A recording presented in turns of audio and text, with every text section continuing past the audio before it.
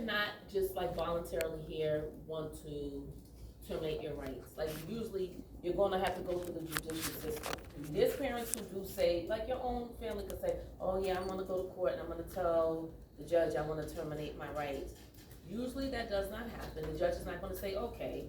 No, they're gonna have to do their court ordered mandates and we're gonna go through the system. But I was speaking of the, two ways that we could approach an adoption. And the caseworker will constantly talk to the parents about this, you know, are you doing your programs, what's happening? We wanna ascertain whether or not they would be in agreement to do like this open adoption. It's the best thing for them because if the parents do a termination by rights and it goes through trial, when they have their other children later on down the line, we can take their children based on the previous termination.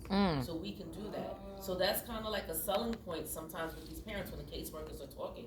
You know, you might want to do this open adoption because you know we can take your kids. I was trying to place some children the other day, and then when I looked at the referral I get, I was like, oh God, like we know this family. Like we have all her kids in care. And the two babies that she had twins, we took them.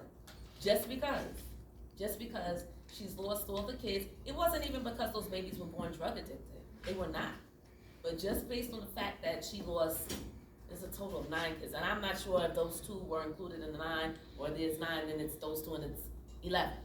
But, you know, we know that there are 9 children, and we took those babies just because at some point she had her rights terminated through trial instead of just saying, oh, I want this family to adopt my children, because that's how that works. At that point, when you're working with the foster parents, so let's just imagine you guys were regular foster parents.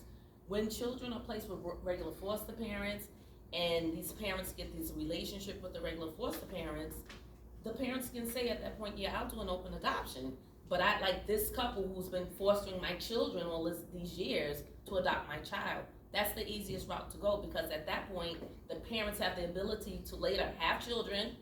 We not take their children just because their rights are terminated. We give them another chance. Maybe they can get it together and be able to get that particular child. So if she has a history of, it's on record that she lost her parental rights with,